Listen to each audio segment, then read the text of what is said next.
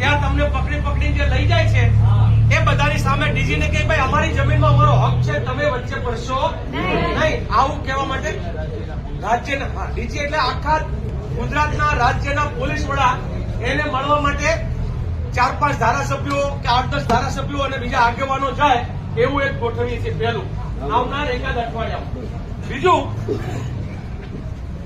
12-13 દિવસ પછી મને એમ લાગે છે કે જેમ આપણે આખા સૌરાષ્ટ્રમાં કિસાન આક્રોશ યાત્રા નીકાળી એમ અહીંયા આખા કચ્છમાં રાપરથી લઈને બધા તાલુકાઓથી લઈને અબડાસા લખપત સુધી બધામાં આ જમીન બચાવો, કચ્છ બચાવો, ખેતી બચાવો, કચ્છ બચાવો અને કચ્છના લોકોને બચાવો, પોતાના અધિકાર, એવી આક્રોશ યાત્રા આપણે બાઇકો, વાહનો બધાથી એક તાલુકેથી બીજા તાલુકે ત્રીજા એમ આપણે 10 દિવસ પછી કાઢીએ. સરકારને ઊંઘવા ના દઈએ, પોલીસ તંત્રને પણ ઊંઘવા ના દઈએ અને કંપની વાળાને પણ ઊંઘવા ના દઈએ એવું કહીએ.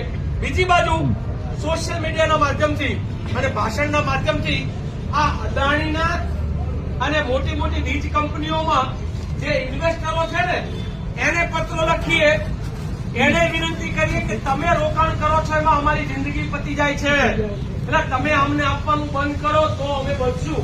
આવું આ લોકોને કહેવાનું આપણે શરૂ કરીએ. તો આવી